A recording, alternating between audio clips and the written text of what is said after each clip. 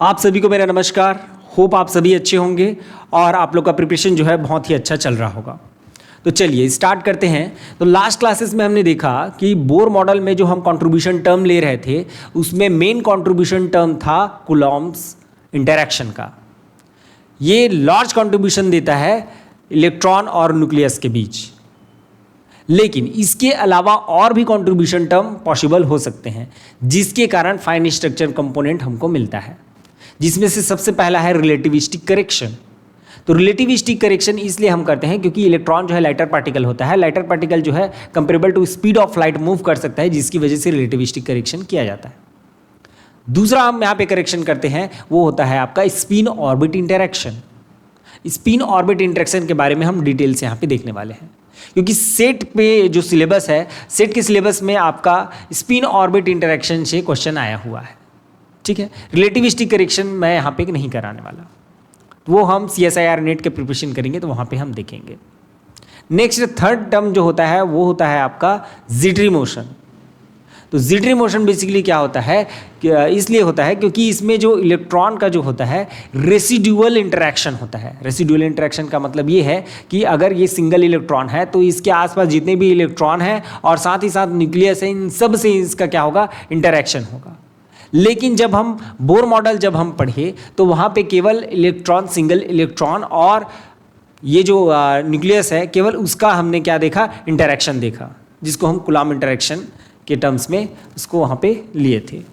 लेकिन अगर बहुत सारे अगर एटम्स हैं तो केवल ये जो सिंगल इलेक्ट्रॉन है आपका, ये केवल एक ही न्यूक्लियस से इंटरैक्ट करेगा क्या?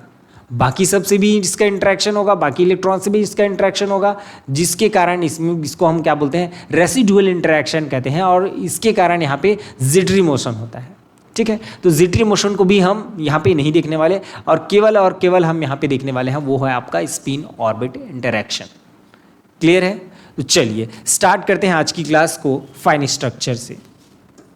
Fine structure, fine structure. Okay, चलिए। In gross structure of hydrogen atom, gross structure of hydrogen atom, we consider only large contribution term,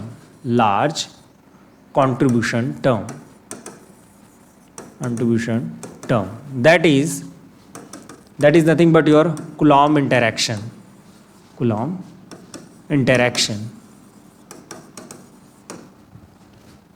that is H is equals to P square upon 2m minus kz square upon r, kz square upon r। ये क्या था आपका, main Hamiltonian था। This Hamiltonian is main Hamiltonian.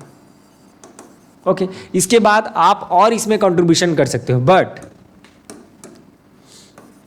But there are some small correction terms.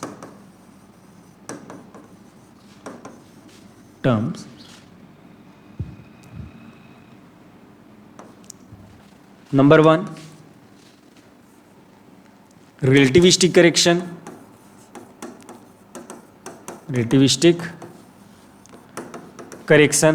that is HR.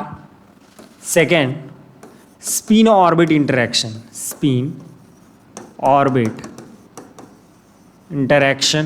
इसको हम देखेंगे spin orbit interaction हम किसको कहेंगे। और नंबर 3 है आपका रेसिडुअल इंटरैक्शन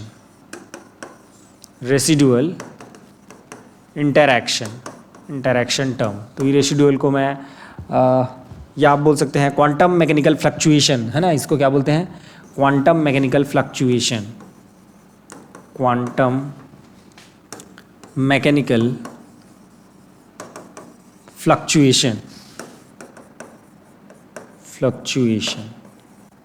जिसके कारण जिटरी मोशन होता है। ओके, तो इसको मैं HZ से डिनोट कर देता हूँ। तो जो आपका जो फाइनल जो टर्म जो आया वो कितना आ जाएगा आपका, देखिए क्या क्या टर्म आ जाएगा आपका, फाइनल टर्म जो है that is H Hamiltonian is equals to H naught, है ना, इसको हम एच नॉट से कंसिडर कर सकते हैं, ठीक है, जो मेन हैमिल्टोनियन है आपका। तो अब ये टोटल हैमिल्टोनियन है that is equals to H naught plus कितना हो जाएगा आपका एच आर, और ये प्लस कितना हो जाएगा एच एस ओ, और ये कितना हो जाएगा एच जेड। तो ये कंप्लीट क्या हो जाएगा, हैमिल्टोनियन हो जाएगा, ठीक है। Due to this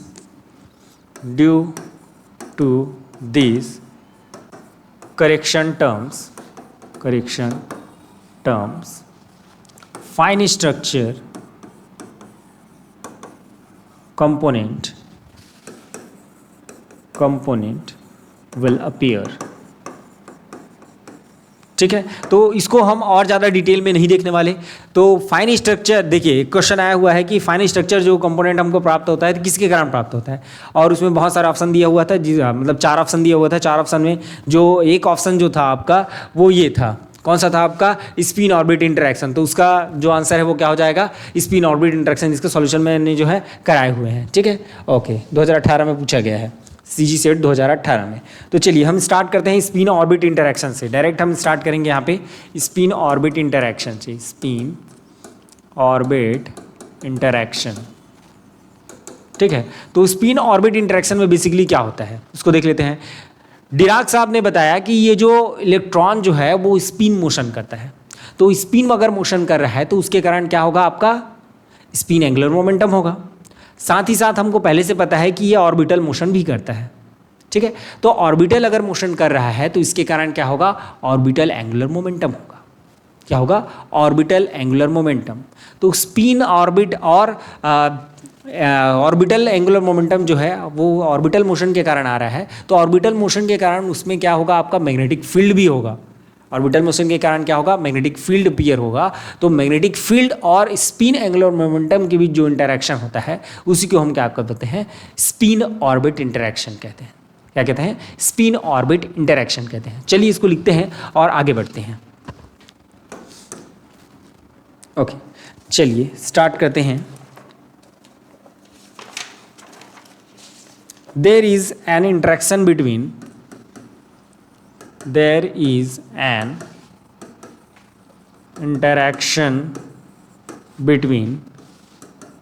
spin angular momentum corresponding to spin motion of electron and magnetic field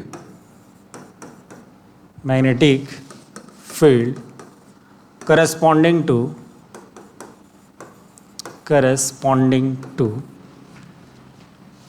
orbital motion of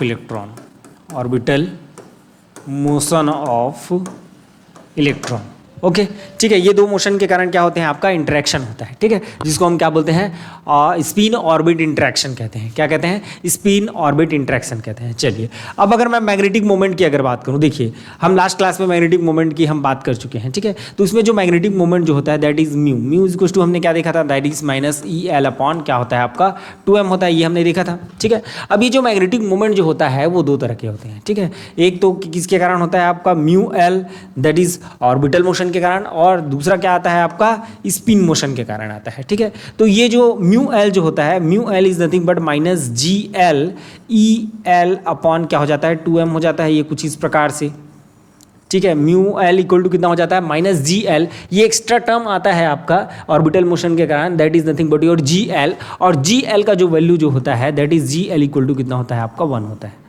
clear, GL equal to कितना होता है आपका 1 होता है। अब अगर मैं μS की बात करूं तो μS का जो वैल्यू होता है माइनस GS ES अपॉन कितना होता है आपका 2m, ये कुछ इस प्रकार से, ठीक है। तो यहाँ पे जो GS है ना, ये दूसरा हो गया आपका, और ये जो GS है, GS का स्पिन के कारण कॉन्ट्रीब्यूशन क्या होता है, 2 होता है। इस वजह से इसका GS का वैल्यू कितना होता है, 2 होता है, ठीक है। क्या ये दोनों आपको याद होना चाहिए, है ना। μL का वैल्यू कितना होता है, μS का वैल्यू कितना होता है।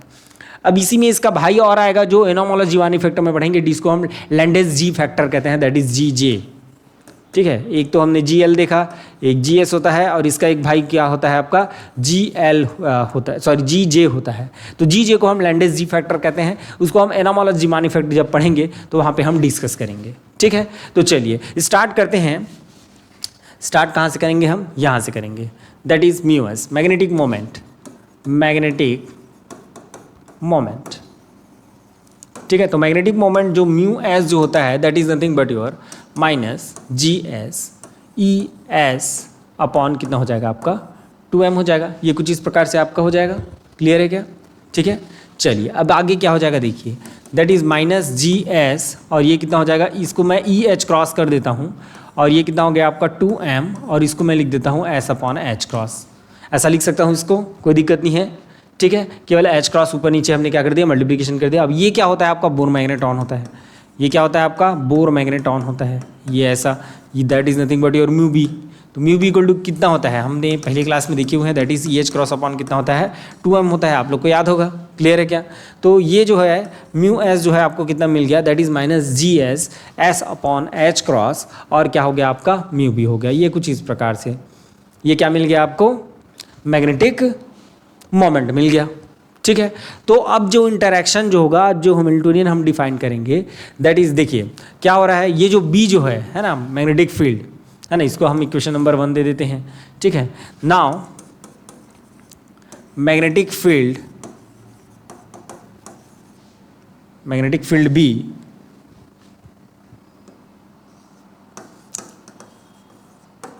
is proportional to orbital angular momentum, proportional to orbital angular momentum,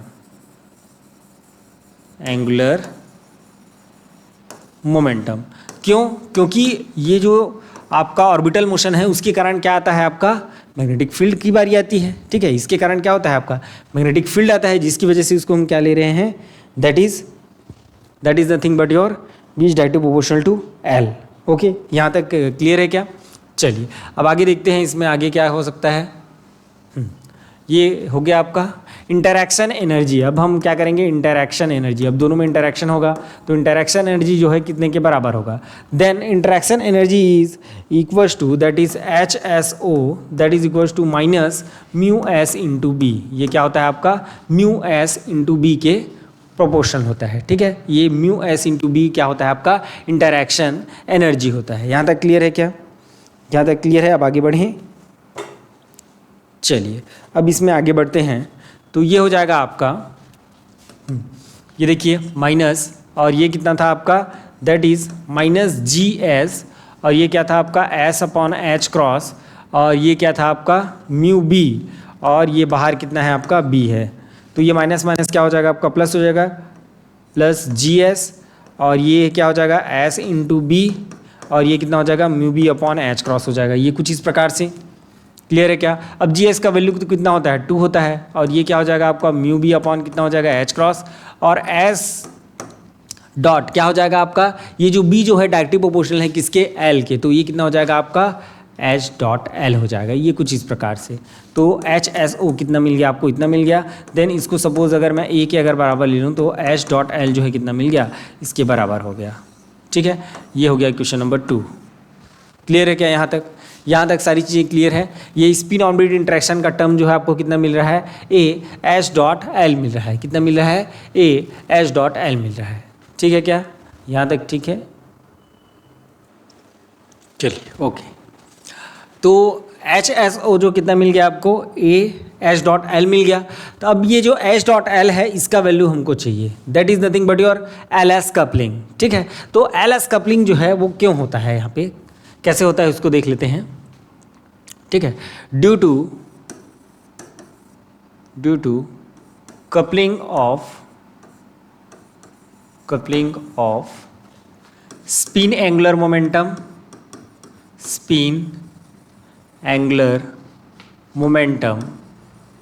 and orbital angular momentum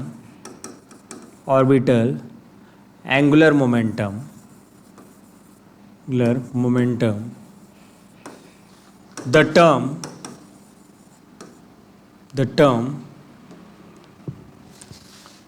L dot S, इसको एल डॉट एस भी लिख सकते हैं, will appear and now for L S coupling, L S coupling, ठीक है।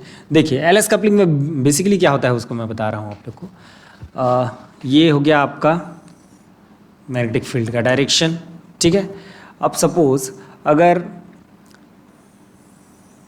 ये है motion आपका किसका, ऑर्बिटल एंगुलर मोमेंटम का, दैट इज फॉर एल, और ये है आपका,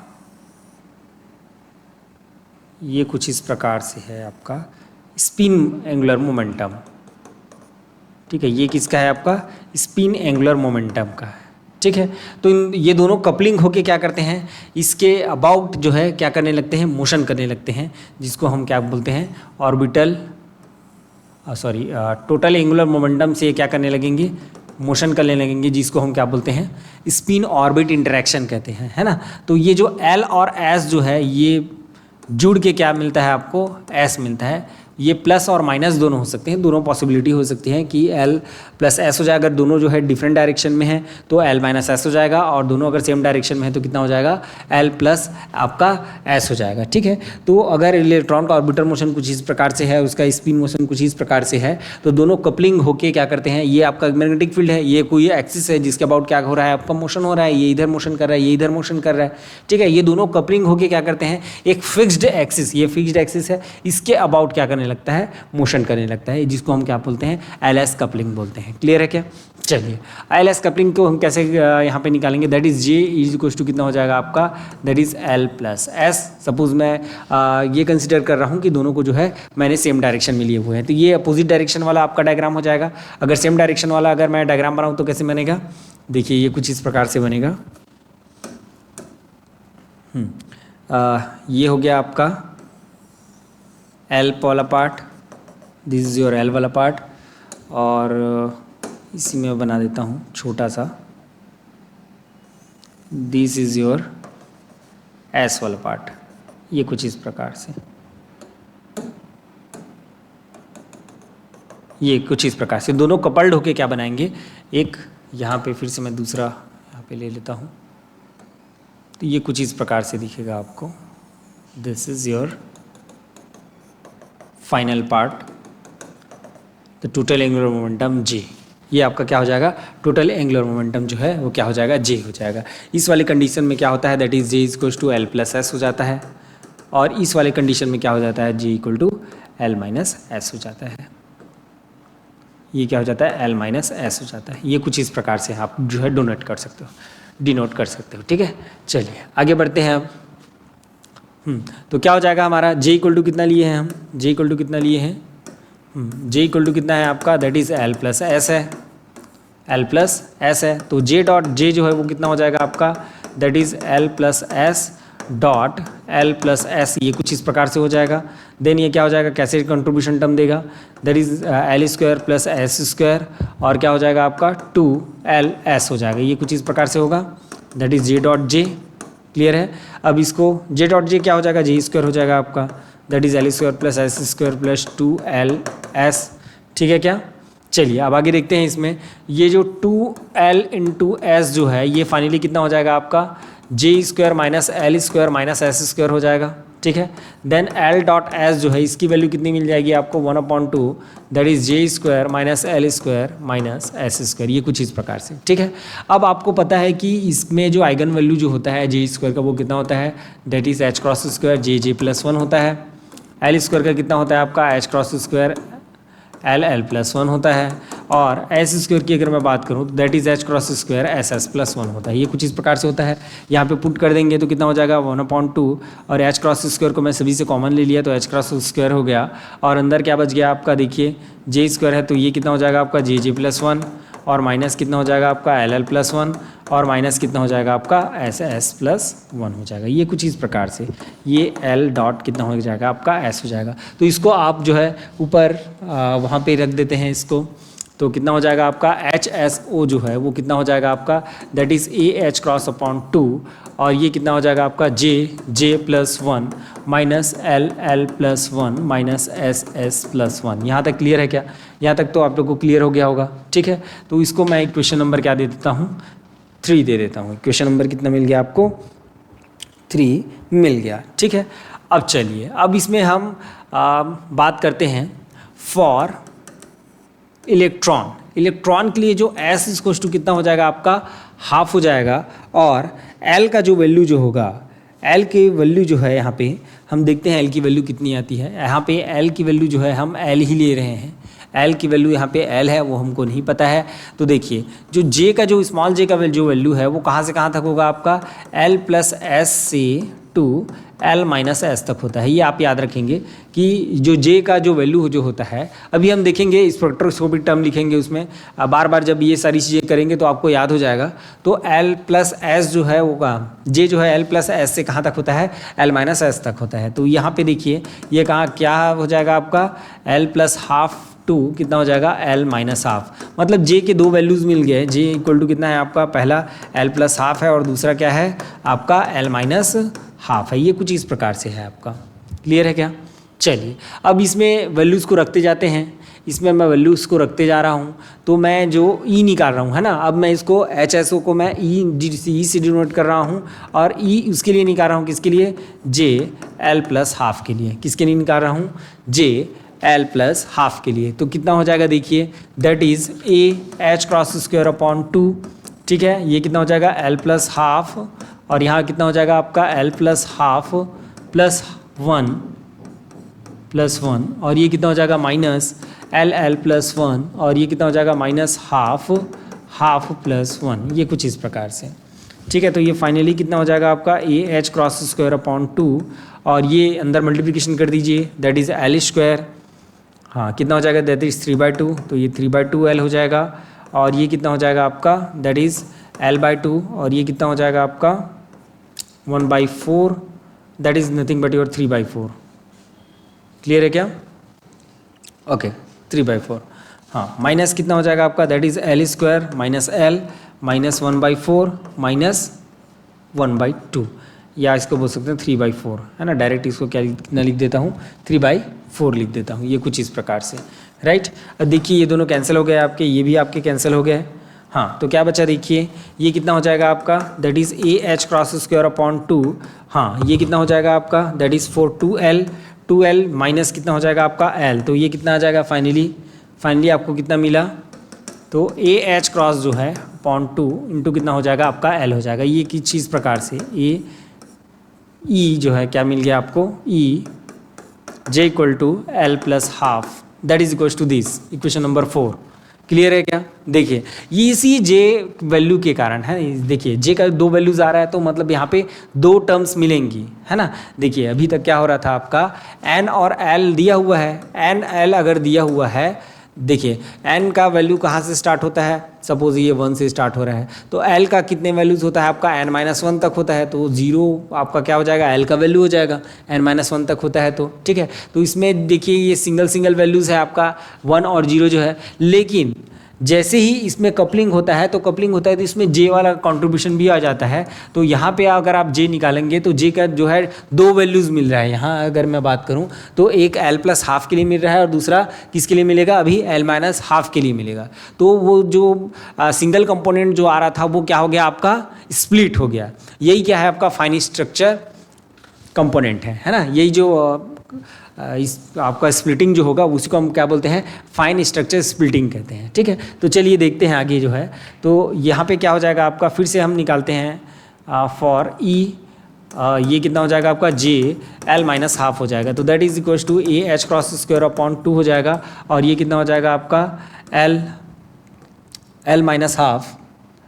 कितना हो जाएगा आपका हाफ, L-½ और क्या हो जाएगा L-½ +1 और माइनस L+1 और ये कितना हो जाएगा माइनस S का कितना है वैल्यू आपका 1/2 माइनस 1/2। क्लियर है क्या? चलिए आगे बढ़े। ओके यहाँ पे जो हम लिए थे 3/4 ओके था, SS+1 है ना ये, SS+1 ओके। चलिए हाँ, यहाँ पे आ जाइए अब फिर से A H cross square upon 2 हो जाएगा, ये कितना हो जाएगा आपका, दैट इज एल स्क्वायर, और ये कितना बचेगा आपका, प्लस हाफ बचेगा, तो ये कितना हो जाएगा एल हाफ, और ये कितना हो जाएगा माइनस L/2, और ये कितना हो जाएगा माइनस प्लस हाफ आएगा तो 1/4 हो जाएगा, ये कितना हो जाएगा, that is L square minus L minus 1/4, और ये कितना हो जाएगा 3/4 हो जाएगा, सीधी सी बात कितनी हो जाएगी, ये 3/4 हो जाएगा। ठीक है, ये कितना हो जाएगा आपका A H cross square upon 2 हो गया। हाँ, ये एल स्क्वायर काट दीजिए आप, ये दोनों भी कट रहा है, और ये दोनों मिल के कितना हो जाएगा आपका, माइनस हम बाहर कर देंगे, माइनस बाहर कर दीजिए, ये दोनों मिल के कितना हो जाएगा 2 हो जाएगा, कितना बचेगा, दैट इज़ 1 बचेगा, है ना, तो ये कितना हो जाएगा L+1 हो जाएगा। तो यहाँ पे ये कितना आ गया आपका, इतना आ गया। तो जो चेंज इन एनर्जी जो हुआ, चेंज इन एनर्जी है ना, मतलब कितना दोनों के बीच कितने का एनर्जी का डिफरेंस है। देखिए अभी मैं यहाँ पे डायग्राम से बनाऊंगा कि डायग्राम से बताऊंगा कि कैसे जो है स्प्लिटिंग हुआ, और स्प्लिटिंग के बाद दोनों के बीच जो एनर्जी जो कंट्रीब्यूशन टर्म होगा वो कितना आएगा। दोनों के बीच जैसे स्प्लिटिंग हो गया आपका, है ना, यहीं पे चलिए देख लेते हैं कैसे स्प्लिटिंग हुआ है। ये सिंगल लाइन था, है ना, नॉर्मली जब हम हाइड्रोजन स्पेक्ट्रम में देख रहे थे एन और एल के टर्म में तो ये सिंगल लाइन था, लेकिन जैसे ही मैंने क्या किया यहाँ पे स्पिन ऑर्बिट इंटरेक्शन हमने यहाँ पे कंसीडर किया, ये 2 पार्ट्स में डिवाइड हो गया। कैसे पार्ट्स में डिवाइड हो गया, ये देखिए, ये कुछ इस प्रकार से 2 कंपोनेंट हो जाएंगे, ये 2 कंपोनेंट हो गए आपके। एक किसके लिए मिला आपका, J = प्लस L/2 के लिए, और ये क्या हो जाएगा आपका J जो है L-½ के लिए, एक L+½ के लिए, और एक किसके लिए मिला, L-½ के लिए। तो ये सिंगल लाइन जो मिल रहा था वो क्या होगा आपका 2 कंपोनेंट में डिवाइड हो जाएगा, जिसको हम फाइन स्ट्रक्चर के नाम से जानते हैं। क्लियर है क्या यहाँ तक? चलिए, तो ये जो कितने पार्ट्स में ये डिवाइड होगा और साथ ही साथ इसमें दोनों के बीच की एनर्जी कितनी होगी वही हम यहाँ पे निकालने वाले हैं। ठीक है, तो चलिए देखते हैं यहाँ पे आगे क्या होगा। तो ये हो जाएगा आपका J = L+½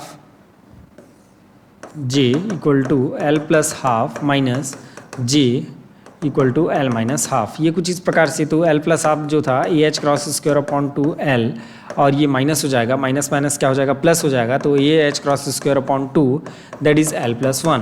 तो फाइनली अगर मैं बात करूँ तो ये कितना हो जाएगा आपका, that is AH cross square upon 2, और ये L+1 हो जाएगा। तो फाइनली अगर मैं बात करूँ तो AH क्रॉस स्क्वायर अपॉन 2 जो है 2L+1 के बराबर होगा, that is delta E is to कितना हो जाएगा आपका, ये आ जाएगा, या delta E is directly proportional to कितना होता है आपका 2L+1 होता है। मतलब फाइन स्ट्रक्चर जो कंपोनेंट जो आपको मिलेगा उसमें कितने कंपोनेंट्स होंगे आपके, ये देखिए 2L+1 के डायरेक्टली क्या होगा, ये प्रोपोर्शनल होगा। अगर आपको L अगर कुछ दिया हुआ है ना, L अभी मैं एग्जांपल के तौर पे आपको समझाने वाला हूँ।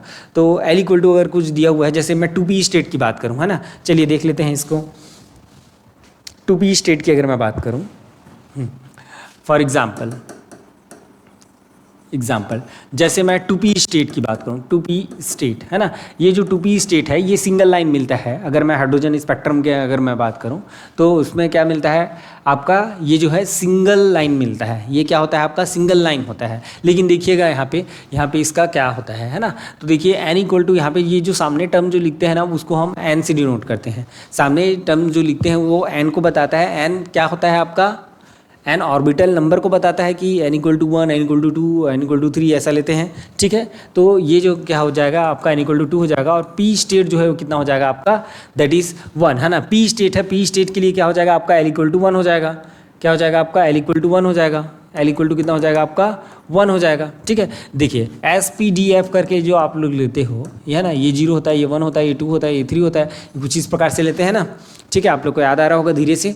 ठीक है, तो ये कुछ इस प्रकार से है आपका L = 1 हो गया, और ये हम इलेक्ट्रॉन के लिए कंसीडर करें तो S = कितना होता है आपका, हाफ होता है। तो यहाँ पे जो J की जो वैल्यू होगी वो क्या क्या होगी, देखिए J की 2 वैल्यूज़ होगी यहाँ पे। ठीक है, ये कहाँ से कहाँ तक होता है, L+½ से कहाँ तक होता है, सॉरी L+S से कहाँ तक होता है, ये L-S तक होता है। तो L+S के अगर मैं बात करूँ 1+½ हो जाएगा, और ये कहाँ से कहाँ तक 1-½ तक होगा।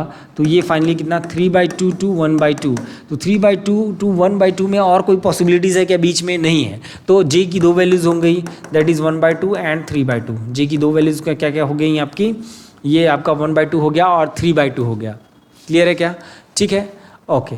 चलिए अब अगर मैं बात करूं इसके एनर्जी की, है ना। तो दोनों के बीच में कितना डिफरेंस होगा, तो चलिए यहाँ पे थोड़ा सा मैं ड्रॉ कर लेता हूँ। ये आपका NL है ना, NL मतलब यहाँ पे ये 2p स्टेट है, तो 2p स्टेट में n इक्वल टू कितना दिया हुआ है, 2 दिया हुआ है, और l इक्वल टू कितना दिया हुआ है, 1 दिया हुआ है, तो 2 1 है ना। ये दो पार्ट्स में आपके क्या हो गए, डिवाइड हो गए, ये दो पार्ट्स में क्या हो जाएंगे, डिवाइड हो जाएंगे। एक आएगा आपका JL+½ और एक क्या है आपका JL-½ ठीक है। तो ये जो है आपका क्या हो जाएगा, आपका J that is equals to कितना हो जाएगा आपका, दैट इज 3/2 के लिए, और J इक्वल टू कितना है आपका 1/2 के लिए। तो जैसे देखिए अब यहाँ पे स्पेक्ट्रोस्कोपिक जो टर्म लिखते हैं उसको कैसे लिखते हैं, देखिए ये जो आपका होता है वो n होता है, सामने आपका क्या आ जाता है, n आ जाता है, और ये क्या होता है यहाँ पे आपका 2s+1, ये 2s+1 होता है मल्टीप्लिसिटी, ये क्या होता है आपका 2s+1 होता है, और ये क्या होता है आपका j की वैल्यू तो है, एंगुलर मोमेंटम की वैल्यू होती है। कुछ इस प्रकार से हम क्या लिखते हैं, स्पेक्ट्रोस्कोपिक टर्म को लिखते हैं। नेक्स्ट क्लास में हम इसके बारे में पढ़ेंगे, स्पेक्ट्रोस्कोपिक टर्म, स्पेक्ट्रोस्कोपिक, 1 मिनट थोड़ा सा गलत हो गया है ये, स्पेक्ट्रोस्कोपिक टर्म ठीक है। तो ये जो होता है ये क्या कहलाता है आपका, मल्टीप्लिसिटी कहलाता है, क्या कहलाता है, मल्टीप्लिसिटी ठीक है। ये मल्टीप्लिसिटी होता है, ये आपका क्या होता है, आपका ऑर्बिट को बताता है, कौन से ऑर्बिट में p स्टेट में है, कौन से s में है, किस में है, और ये क्या होता है आपका टोटल एंगुलर मोमेंटम होता है, टोटल एंगुलर मोमेंटम ठीक है क्या। तो यहाँ पे अगर मैं बात करूँ, जैसे ऊपर वाले स्टेट की मैं बात करूँ तो कैसे लिखते हैं, इस प्रकार से लिखते हैं स्टेट को, तो ये 2 तो सामने आ गया। वैसे इन जनरल ये सामने वाले जो n है उसको लिखने की आवश्यकता नहीं होती है, बट फिर भी यहाँ लिख लीजिए। अब यहाँ पे 2s+1 है, 2s+1 है, इसका मतलब क्या है आपका, ये देखिए s इक्वल्स टू ½ है, तो 2s+1 कितना हो जाएगा आपका, दैट इज़ नथिंग बट कितना हो जाएगा, 2 हो जाएगा। तो ये कितना हो जाएगा 2, और l इक्वल टू किसके लिए है, 1 के लिए, तो p हो जाएगा, दैट इज़ 2p3/2। ये कुछ इस प्रकार से हम लिखेंगे, दैट इज 2p3/2, और नीचे वाला क्या आ जाएगा आपका, सेम वैसे ही 2p1/2, 2p1/2। जो 2p स्टेट था वो दो कंपोनेंट में डिवाइड हो गया, 2p3/2 और 2p1/2 में। इसी को हम क्या बोलते हैं, फाइन स्ट्रक्चर बोलते हैं ठीक है। अब इन दोनों के बीच के डिफरेंस जो एनर्जी जो है वो कितना होगा, है ना। दोनों जैसे स्प्लिटिंग हो गया है, तो स्प्लिटिंग होने के बाद इन दोनों के बीच का एनर्जी कितना होगा, ठीक है, ये भी आप निकाल सकते हैं, ये हम कर चुके हैं ठीक है। ये जो एनर्जी जो होगा, ये दोनों के बीच जो एनर्जी होगा, that is delta E equals to कितना हो जाता है आपका AH×2 और ये 2l+1 के बराबर होता है, ये इतने के बराबर होता है। अगर आपको बीच का एनर्जी का डिफरेंस अगर पूछ दिया जाए तब कैसे करेंगे, यहाँ पे l इक्वल टू 1 रख देंगे, तो ये कितना हो जाएगा आपका AH×2, और यहाँ पे देखिए 2p स्टेट के लिए है, किसके लिए है, 2p स्टेट के लिए है, तो यहाँ पे l इक्वल टू कितना हो जाएगा आपका 1 हो जाएगा, l इक्वल टू 1 रखेंगे तो कितना आ जाएगा, ये 3 हो जाएगा। तो दोनों के बीच का अंतर जो है कितना हो जाएगा, 3h×2, 3h×2 कितना हो जाएगा, 2 हो जाएगा। दोनों के बीच का एनर्जी का डिफरेंस जो है, क्लियर है क्या, सारी चीज़ें यहाँ तक क्लियर है। तो फाइन स्ट्रक्चर मेरे ख्याल से आप लोग को जो है समझ में आया होगा। इसमें कुछ क्वेश्चन होगा तो मैं देख लेता हूँ।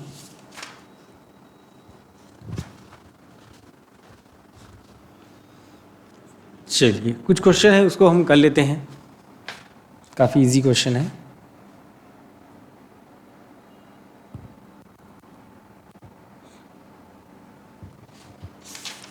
Okay, question number 1, obtain the magnitude of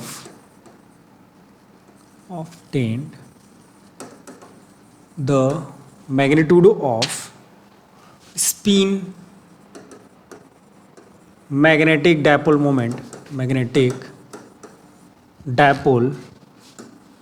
moment of an electron in terms of Bohr magneton ठीक है। In terms of bore magneton आपको क्या निकालना है, ऑर्बिटल एंगुलर मोमेंटम को आपको निकालना रहेगा। डाइपोल मोमेंट बोल रहा है मतलब ऑर्बिटल एंगुलर मोमेंटम को आपको क्या करना रहेगा, निकालना रहेगा। चलिए देखते हैं अब कैसे करेंगे, इसको कैसे सॉल्व होगा। चलिए देखिए, तो ऑर्बिटल एंगुलर मोमेंटम जो होता है किसके लिए निकालना है, obtain the magnitude off spin magnetic moment. ये स्पिन मैग्नेटिक मोमेंट की बात कर रहा है, तो स्पिन मैग्नेटिक मोमेंट की बात कर रहा है मतलब म्यू एस की बात कर रहा है, तो that is mu S is to कितना हो जाएगा, -GS ES अपॉन कितना होता है आपका 2m होता है। ये कुछ इस प्रकार से होता है आपका, क्लियर है क्या, ठीक है क्या। चलिए अब ये जो जी एस जो होता है that is G S is to कितना होता है आपका 2 होता है। जी एस इज टू कितना होता है 2 होता है, ये हमने अभी देख रखा है। तो ये कितना हो जाएगा आपका -2 और ये कितना हो जाएगा ई एस अपॉन कितना हो जाएगा 2m हो जाएगा कुछ इस प्रकार से। अब देखिए अभी कुछ देर पहले हम जो है यहाँ इसमें पढ़े हुए हैं कैसे इसको करते हैं। देखिए कुछ इस प्रकार से था ना, -2 ई एच क्रॉस अपॉन कितना हो जाएगा 2m और ये क्या हो जाएगा s अपॉन एच क्रॉस, ये कुछ इस प्रकार से। अब ये क्या होता है बोर मैग्नेटॉन जिसमें वो पूछा हुआ है, तो ये बोर मैग्नेटॉन के बराबर होता है। अब ये क्या हो जाएगा s अपॉन एच क्रॉस हो जाएगा। अब ये जो s जो होता है s स्क्वायर का जो हम जानते हैं h क्रॉस स्क्वायर s+1 होता है, इसका आइगन वैल्यू जो है तो s का कितना हो जाएगा that is h cross under root of s+1, ये कुछ इस प्रकार से आपका हो जाएगा।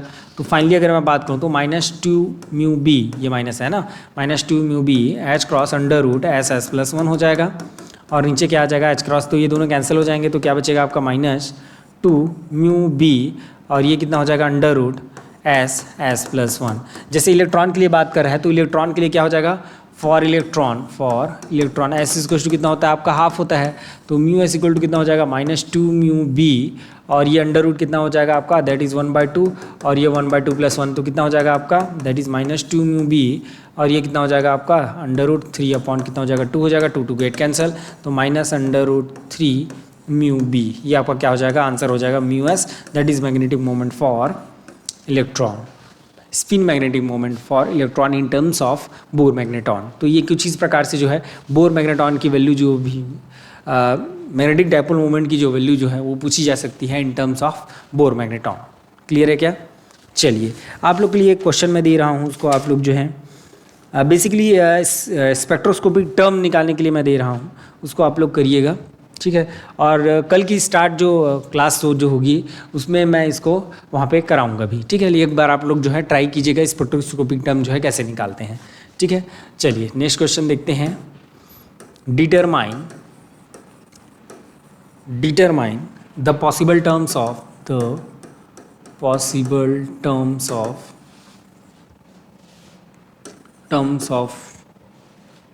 One electron atom corresponding to n equal to 3